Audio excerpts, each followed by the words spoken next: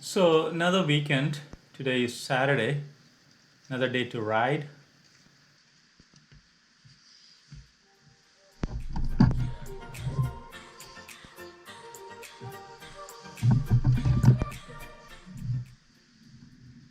The weather forecast looks great, no signs of rain. So, gonna take a risk and skip my rain gear. I've been thinking about the state parks close by that I can get around in a day. And I found this lake some of you may not have heard about Reelfoot Lake. It's a state park close to Kentucky and the Missouri border, a bit up north, spread over 15,000 acres.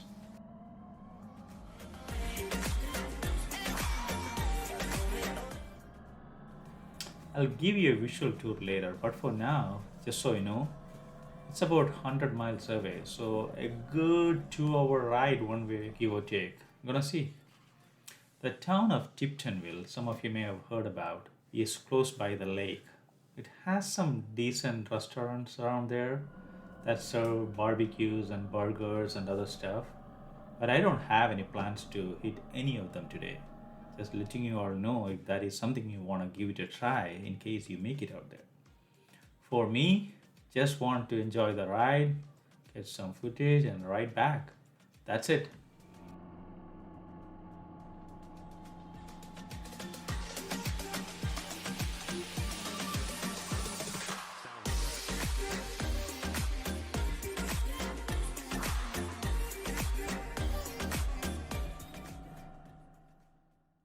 The ride so far has been just fine. No issues of being tired or anything of that sort yet.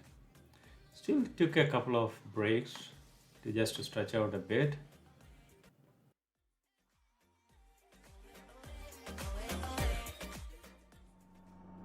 Not exactly sure how far along I am. I remember passing Govington, saw the Unilever ice cream factory that some of you may have heard about. So I think my next stop is going to be at Ripley. Alright, it looks like I have to make a stop to fill up my gas. Have no idea what the fuel economy of my bike is. Need to check. In any case, filled up my tank. Hopefully, won't have to stop at another gas station today.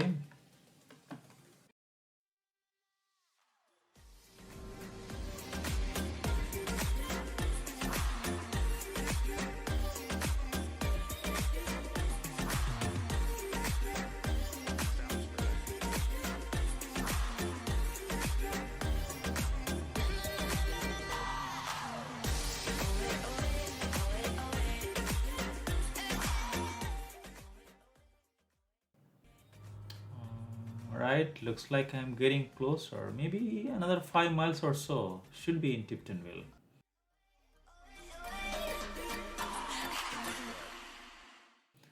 I think I am in Lake County now. So the lake and the state park should be pretty close. Alright, so here I am. The park and the walkway to the lake.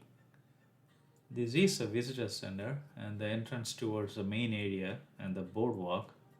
So I parked my bike, walked inside, a few rangers and other support staff here. Nothing too crazy. In case you did not know, this lake is actually known for its cypress trees and bald eagles. I got a chance to take several pictures of these eagles and falcons and kites and a few hawks. One of the rangers here, actually, I asked him. He was kind enough to let me inside the cage so I could get some real close up shots of the eagles.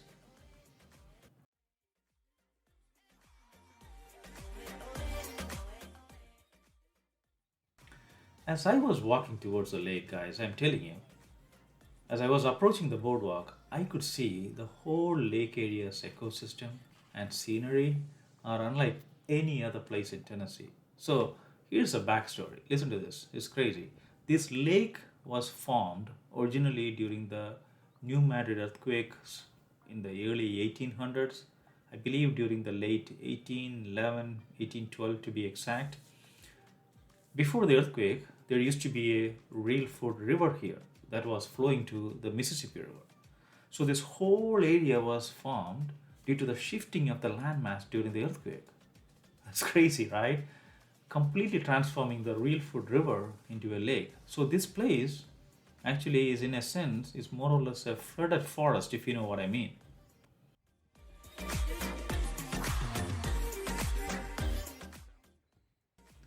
So you can see the lake spread across a bit further out.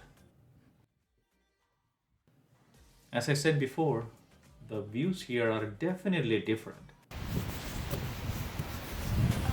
So this looks like a swamp you may normally see in the Florida areas, that you can walk around and experience this right in the middle of spring.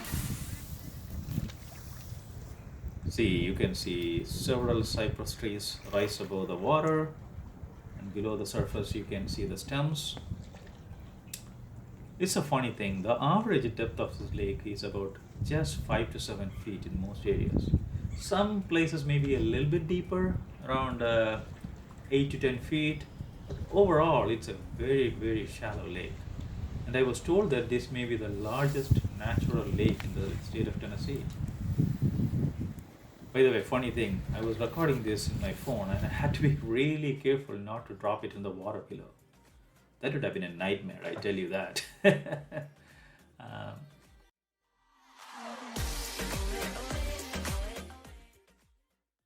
I know this park allows for fishing and boating, but I don't think you are allowed to swim in this lake.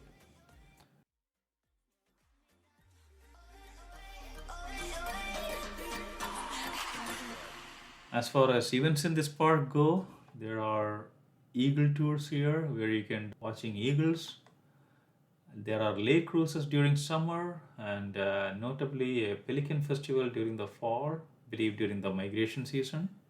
And finally, one more thing, guys.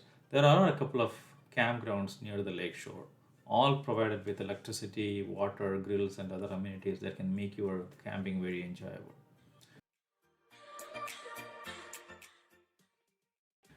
So that's pretty much it.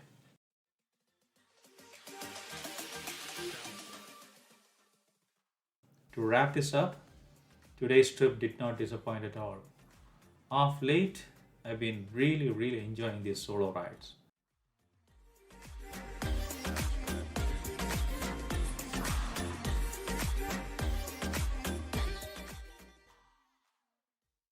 The ride back was pretty normal. Took a couple of breaks here and there just to relax.